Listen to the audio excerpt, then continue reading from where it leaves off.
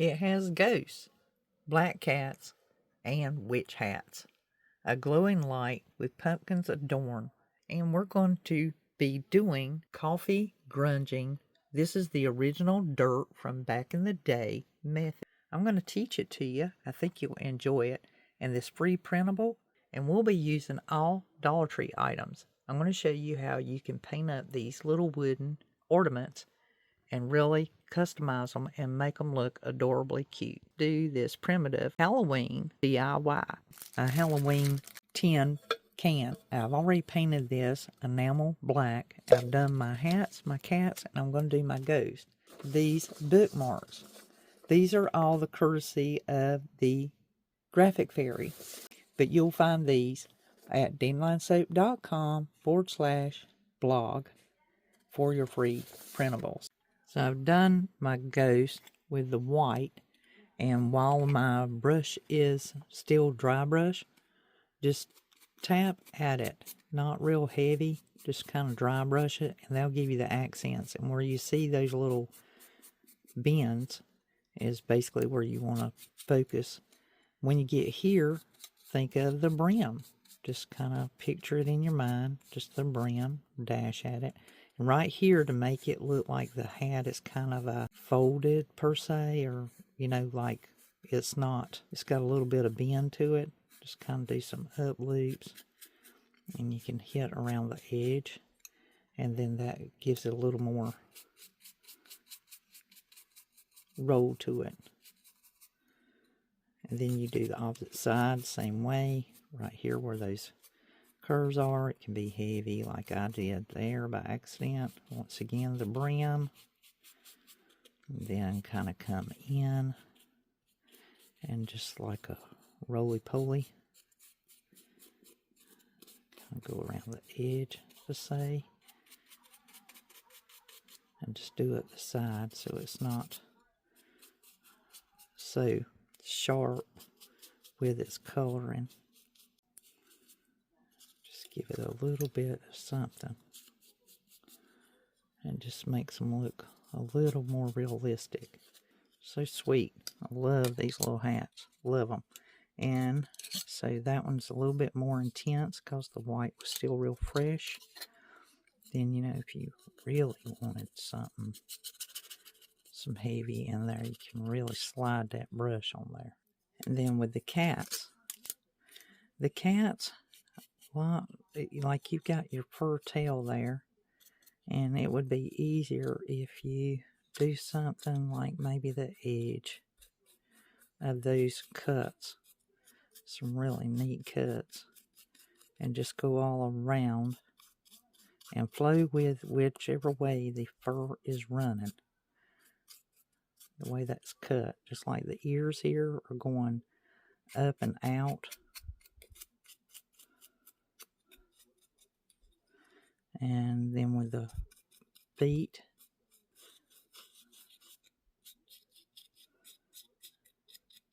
you get the idea.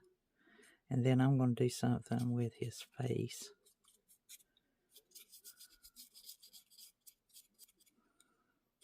Just follow the way that hair is running.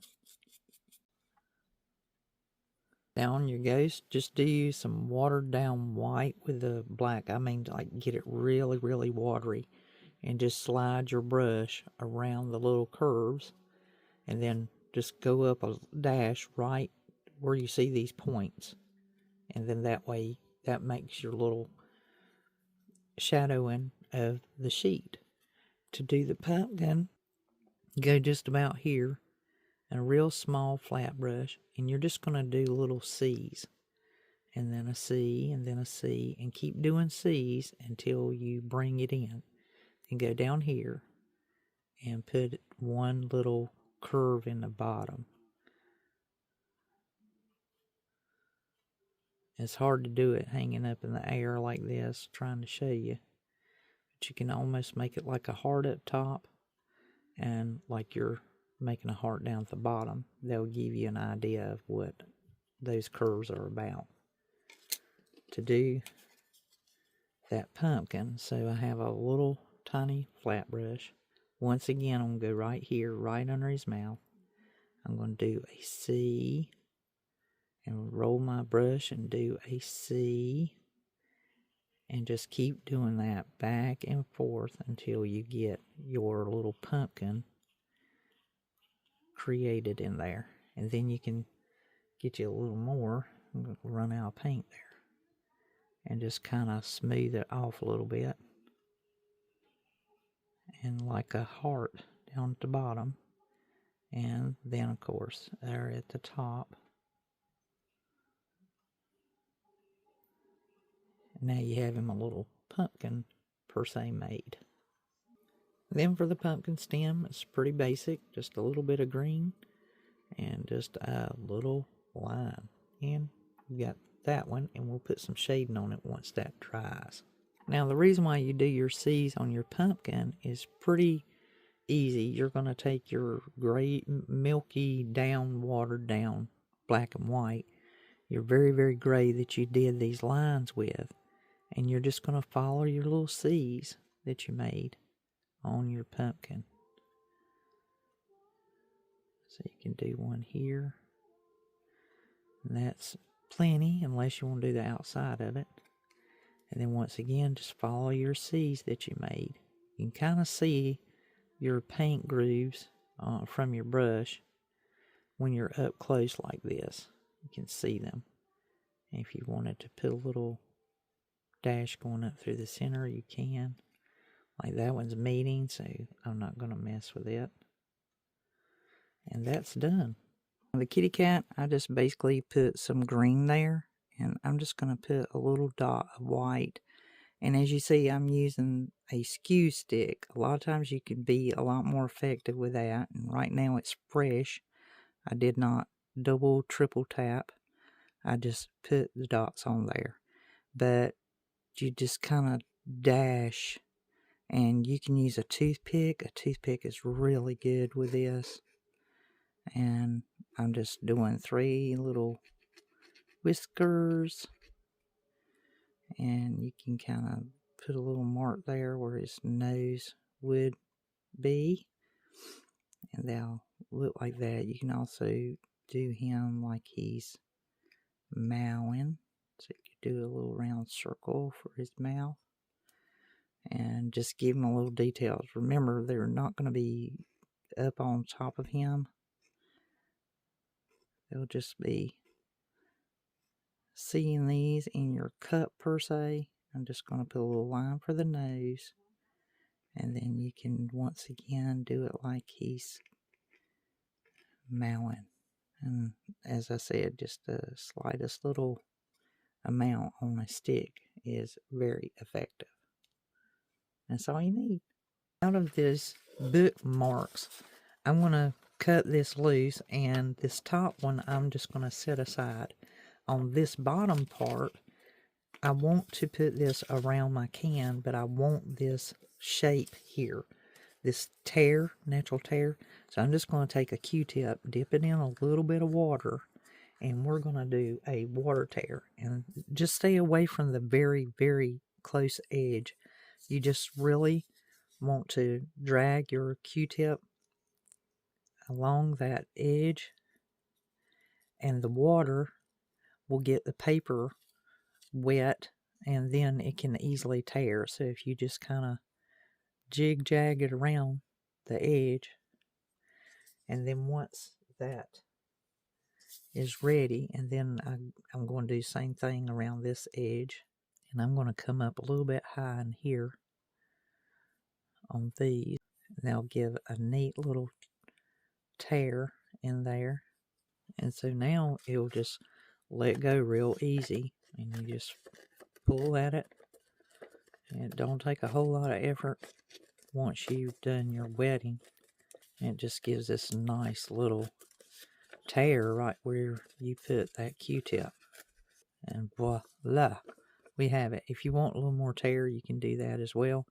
Just go back over it with your Q-tip, and like I said, it's better to do it that way when you can.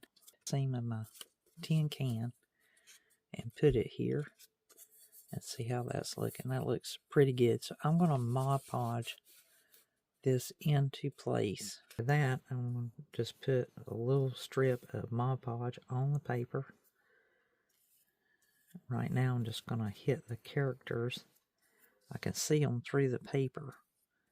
And you want to just put a thin amount. You don't want to have to go heavy with your Mod Podge on this. Just a matter of getting it down on the can. Here we go.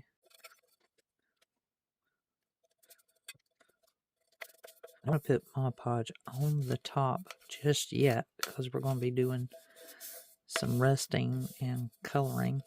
Now I'm going to make a coffee rub and buff to put onto my tin can. So I have me another can here, and this is a brand new jar of instant coffee. It takes the smallest amount to make your own old-fashioned rub and buff. So I'm going to put a little bit of instant coffee in there. That's probably right about a tablespoon, maybe. And we kind of want to press it to where it's a good powder in there.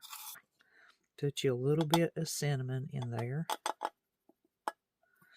If you have black mica, like eyeshadow or anything like that, and you want yours darker, you can definitely use that. So next, right here in these white areas and along these edges, I'm going to do like this old-fashioned rub and buff that we used to do. After I put the Mod Podge on the can, I had a little bit of water, and I put my brush in that little bit of water. Now I'm going to need to add a little more water to this, but it's just enough Mod Podge in there so that when I sprinkle this in the areas that I place this Mod Podge, it's going to cling. Now to make sure I don't get this too thin, I've taken my brush out of that. I've added more water, but I'm going to touch inside the jar of Mod Podge, just a little bit there. And you could use straight Mod Podge, but you're not going to be able to double dip, and you want to stay consistent. I'm going to get me a plate ready so that that can dust into the plate. And what I'm going to do is I'm going to go right here on the edge, right where I put that Q-tip earlier. And I'm touching with that dampness of that Mod Podge and the water wet brush that still has Mod Podge on it too. I'm going to go all around that edge. And now what I'm going to do is I'm going to take my mixture here. And this is going to be tedious because you got to move one to get to the other. And just sprinkle it on there. And that's what I mean when these are all crunched. That dust does better in being able to get that on there. That's why a damp brush really works well with this. And you'll be able to get that coating done. You can do pure cinnamon if you do not want to do the coffee. I'm just trying this old-fashioned method of our traditional rub and buff. And then, like I said, if you have mica from makeup, it works really good too. And I may just have to use a damp brush and just make me a little bit of the mud. Just get the coffee wet and then tap it on there. And it just gives it this really pretty look. It really does. That super strength. And you see that natural staining going on in there. And you can't get it too wet or it will literally fall off. And it won't look right. Bring it up here. I don't want it running down the can. And then I want more of this, of the chunks in there. So you can pick them up, press them on there. Just work it until you get it just like you want it. You can also add some cinnamon in there.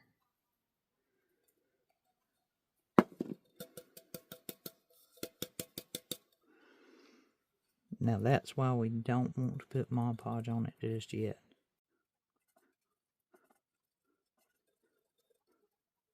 You can dust that off after everything dries.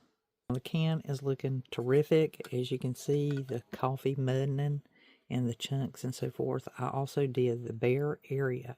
Now, because some of this has the potential to powder off because there wasn't hardly any Mod Podge involved in this, coffee is sticky, but it will, have flaking if we do not go ahead and take you can use Mod Podge or you can just use Elmer's glue. And in the mudding that I have here, I only need a small amount with that mudding. And I already have my brush that is dirtied up. And so to ensure that my coffee grunging on my work here doesn't go anywhere, I'm going to add that glue. And I'm basically just going to go over top of what's already there. I'm not trying to add to it. I'm just going over it. And this will help it to stay without disturbing or moving it. And then it's just a matter of letting it dry. And so you get the idea. I'll also go back and forth on this over here. So I want to do my bottom edge. Make sure that my glue is in there because I don't want to change the color. I don't want to change all that I put on here. I just want to keep it glued down so that when it cures out, it's a done deal. There's nothing more to do. Now with the can all dry and ready to go, and it's looking really good. So that is the old-fashioned way that we used to grunge and grunge up our pieces and give them that dirty look with using instant coffee, cinnamon, and some glue. So this is ready. I have took and put 2 inches deep rolled up cardboard. Then I cut me around to put down in it because it's very tall and I need to make sure that my candle and so forth has a difference. So I had this tube and I'm going to glue it in the center because my candle is going to be in the center. Then I can put all of my elements in here, put some paper shred in here, and some Spanish moss. At this point, I just need to glue my tube in the center, and that will help me get my candle in and out so I can turn it on. And these are really nice. If you are looking for these candles, you can check the link in the description box down below, or you can purchase them from my website. Now I have my tube glued inside there, and I put some paper shred up as high as the tube. I have my can set up. I've put my berries in there, my Spanish moss, and now I'm working on my elements. I have my ghost and hat going here, my kitty cat, and I've just took some homespun and tied into the hole just so it covers up the hole and gives it a little bit of that homespun look. Now, Dollar Tree had these tie-on pumpkins, and they cleverly have a wire inside of them. So I'm probably just going to place them down into the can with that wire and use it as kind of a floral pick and make it easier just to set them in there and put them about my can. I think that'll look real cute, and I can bend them over and style them different ways. Can finished. I've added the pumpkins. They have a wire. I just stuck them in there and wrapped some berries there over top of the Spanish moss. Glued a wooden dowel to the hat, the ghost, and the cat, and I just cut their stick to where they would be kind of symmetric, to where one is lower than the other, and the pumpkins are perfectly placed. Turned on my light, and as you can see, it has a nice little nest there because of that one little pipe tube that I had there, and it turned out really, really good. So make you one with some elements and just set it about. It looks really nice and primitive. So this is a nice primitive DIY for Halloween, and now you've learned the technique of how we originally made the dirt, and this is just a great way that you can make it using coffee and cinnamon and a little bit of your water and glue, and it just makes a really nice rustic looking can. It's smooth, it will not shed, and it will just have its own little apparatus of sceneries there, and you'll find that printable in the link down below.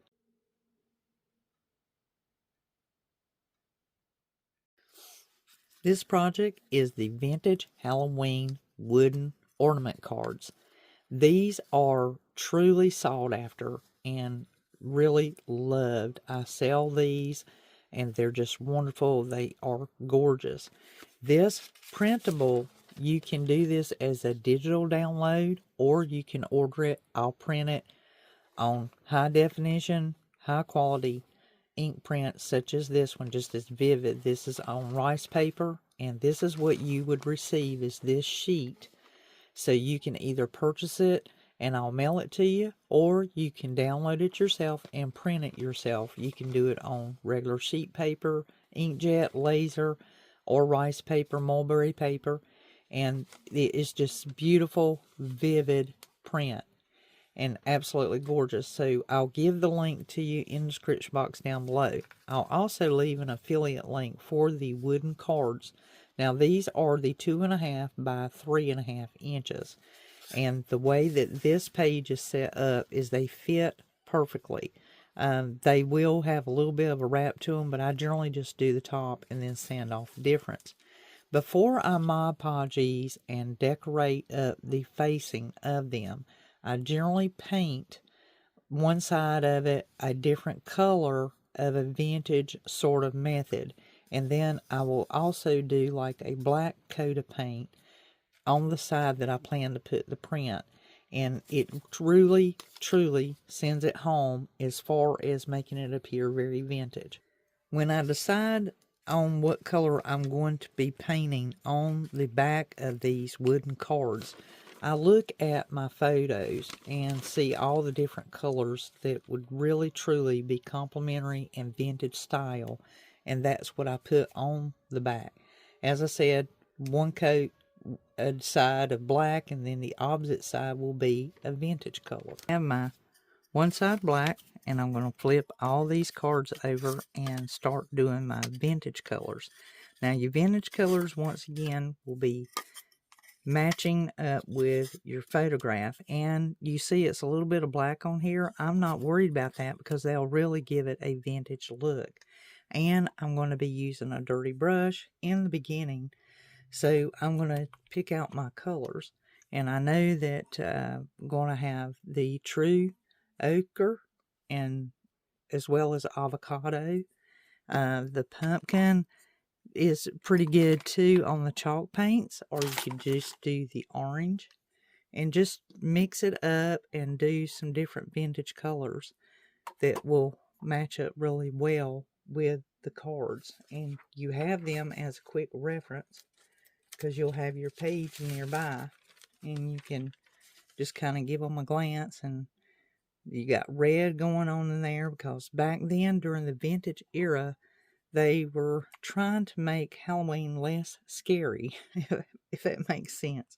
And I do have some of the adrift here. I have patina, and this green looks really pretty in here, and this Christmas greens, and so you could use about any color to give it that vintage feel. As you can see, these vintage colors, just using a dirty brush and just keep adding a color with the dirty brush, and you get all these different variations on the back, and that is very vintage style, and you can see all the different variations. They'll match better, and it really makes a statement because you can go with a solid color, but trust me, if you are making to resell, I recommend doing this one on your next go around and downloading the print and having that.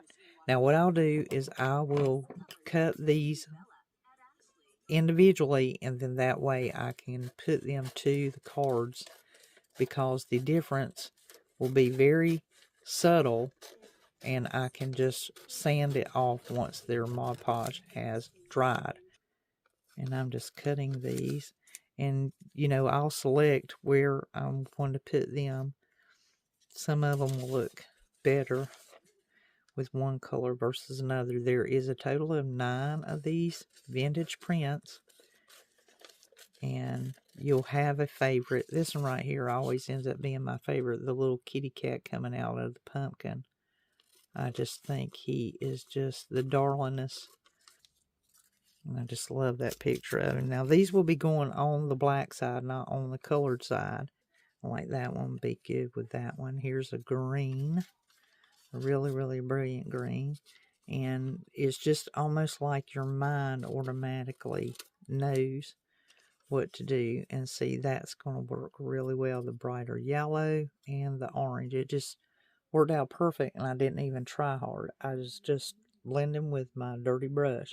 I mean, that is almost a complete match, and matches it really well with this one too. So that red would go good with that, and then this green would go really good with that.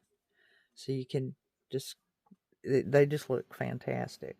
Now, I just really quickly get a thin coat on there. You don't want to waste your Mod Podge. It's senseless because we do a heat seal with these.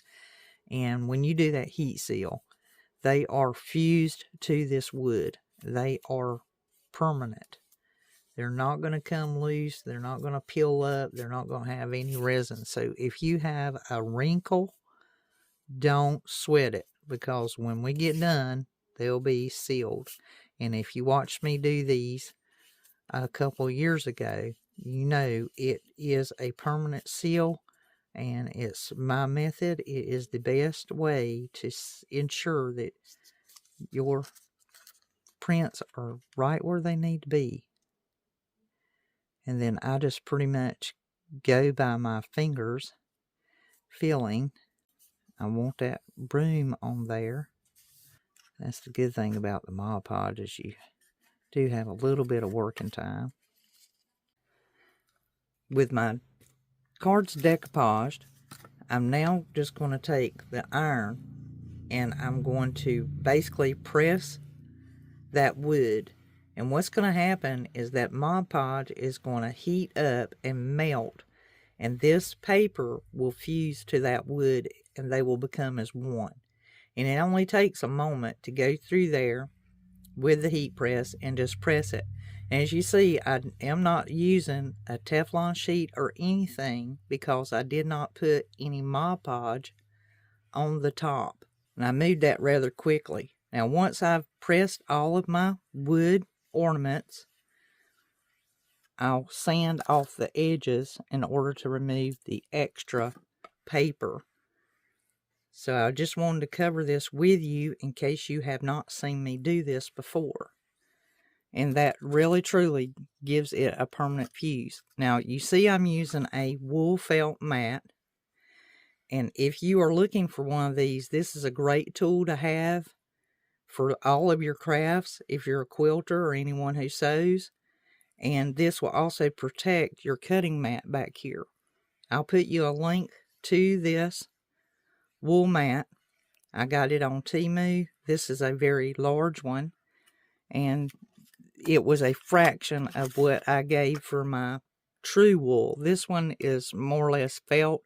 My wool felt one I have in my quilting room, and it really is the real McCoy. So the real wool is very expensive, but the felt works just as well. And what it does is it actually heats the fabric from the top all the way through the bottom. So you end up not having to press as much or as long, because your fabric actually gets pressed on both sides at the same time. And it makes a big difference.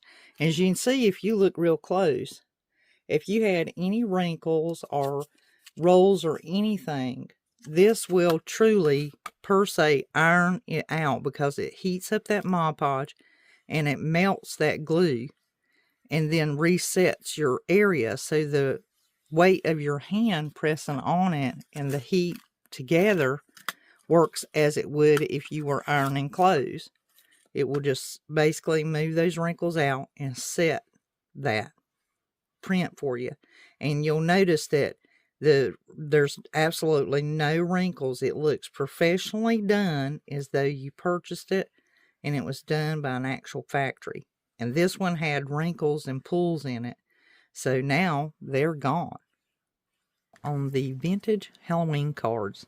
They look phenomenal. They are sealed off, and I've sanded the edges to get any leftover paper off. And I've also sanded the back just to smooth them so they don't have any ridges or texture to them. The other thing that I wanted to do is I have the whole set of 9, and I've selected 3 out of this that I'm going to show you a little bit of spark to these. I'm going to take this pure gold. This is the Folk Art Metallics, and they're easy to find. And I'm going to take a liner brush. You can also use a toothpick if you wanted to accomplish the same thing. Basically, what's in this lid, I can easily take my liner, and you're going to roll your brush so that you have a fine tip.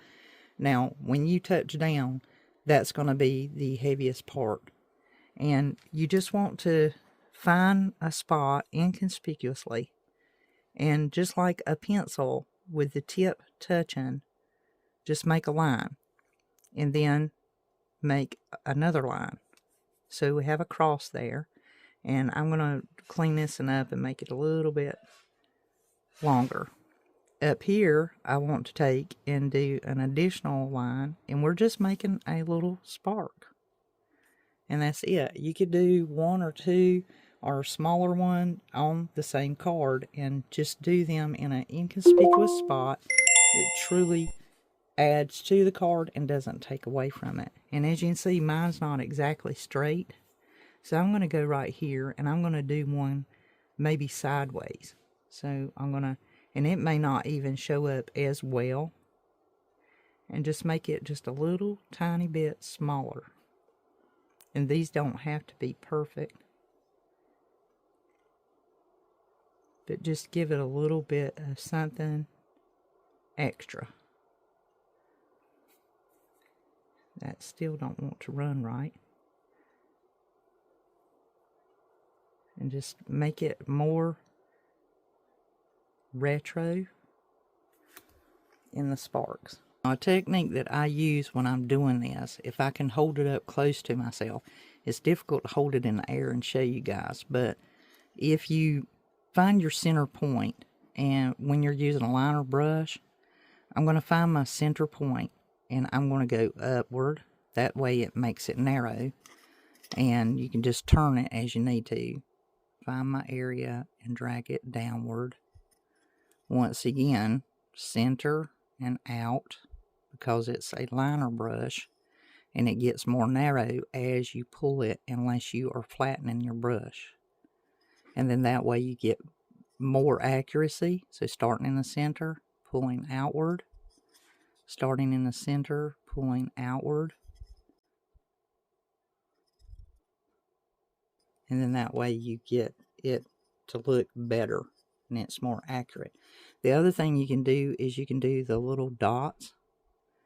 They're so tiny, but you can do those little sparks, and that's basically what we're doing. We're doing a sparkle. So that will give it just a little bit. You could put another one on this if you wanted to, up here near her hair, or maybe up here in the sky. Like I said, I'm just choosing certain cards that I'm doing it on. I'm not doing it on all of them, and you could do it on all of them, but I just am doing it on certain ones. See, I touched right there, so I made it broader, but it's okay. I can pull it in. Then some dots. And because this is acrylic paint, it'll really tone down once it dries. So just some ideas, some extra you can do. These look phenomenal like that. They're really, really nice. And they just have that extra. To make sure these still have the blackening around the edge, you could do gold around the outer edge if you wanted to. But just take a black magic marker, and when you do this, you want to lay your marker down. Because if you don't, you could accidentally fudge up your card.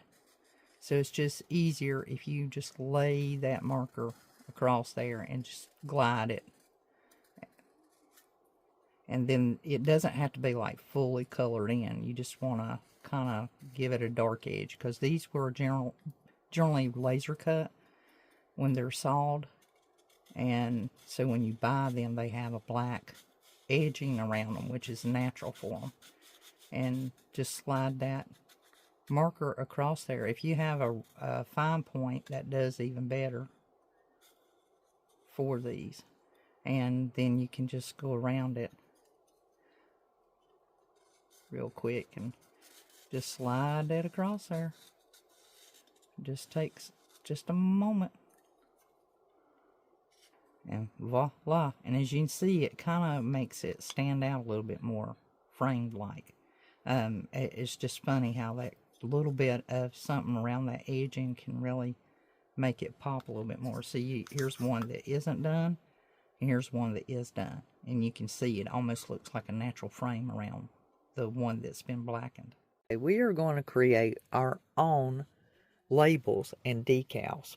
To get started, you will need Mod Podge, a good brush, and we are going to repurpose a label sheet. This previously had stickers on it. This would be your Avery sticker sheet, and I've used all the labels. The slick glossy side is what I am using. I've already got one coat of Mod Podge on there. You'll just need one thin layer, and you're going to let that dry. You'll need 2 more coats, so for a total of 3 coats before putting it in the printer. It's real simple to do. Once you've got one layer dried, you just basically take, the most minute, thinnest coat of Mod Podge to your area. You only need to put that very, very thin coat and spread it out on your sheet just as evenly as you can. So our sheet is now ready to be placed into the printer, and you can use inkjet. Now I've designed my labels or decals in the order that I want them. All I have to do now is set this to print. So I'm going to set my request, let it populate onto the printing app, and as I said, you can go to avery.com, register your login, username, email, and password, and you can create projects there, and it will stay forever on Avery in your own account. You'll have your own project. Like I saved mine as a PDF file, and I also saved it as a photo file. So it depends on which way you want to go with it. It's printing really fast. It doesn't take it but a moment. So here are my decals, fresh off of the printer. And you can see how vivid that color is and how detailed each one is, as though it were on a blank sheet of paper. But I wanted to show you, if you've never done this method before, how you are literally going to have your own heat transfers that are usable on your lighter fabrics. If you put this on a dark fabric, I would tell you to use a background, because these are translucent. But basically, you would take and peel it up here, and it's going to be a very thin film. I'm pushing out with my nail, and you see how it's coming up. And you would peel that up, and then you can trim out your decal. With my sheet of decals made using the Mod Podge method, I can now pull up these film that I have peeled back on my sheet. And one thing that I did to shortcut this and make it a breeze in getting these shaped is, you see how they're broken up? And these are not as perfect as the ones that I had previously made. And that will add to the retro effect on these cards.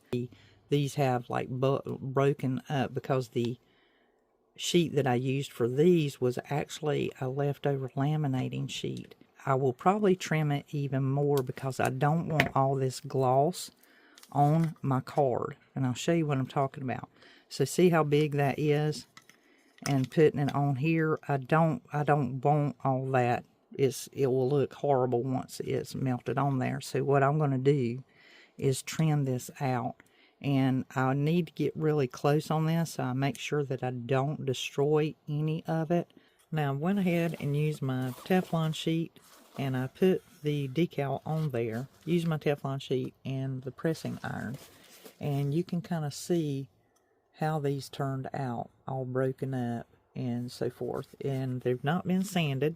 That's actually the way that Mod Podge separated on that particular sheet. Now if you use an Avery stamp sheet that has actual stickers and you're repurposing it, you will not get that breaking up and separation. It will actually be a full-on smooth stamp, just like these.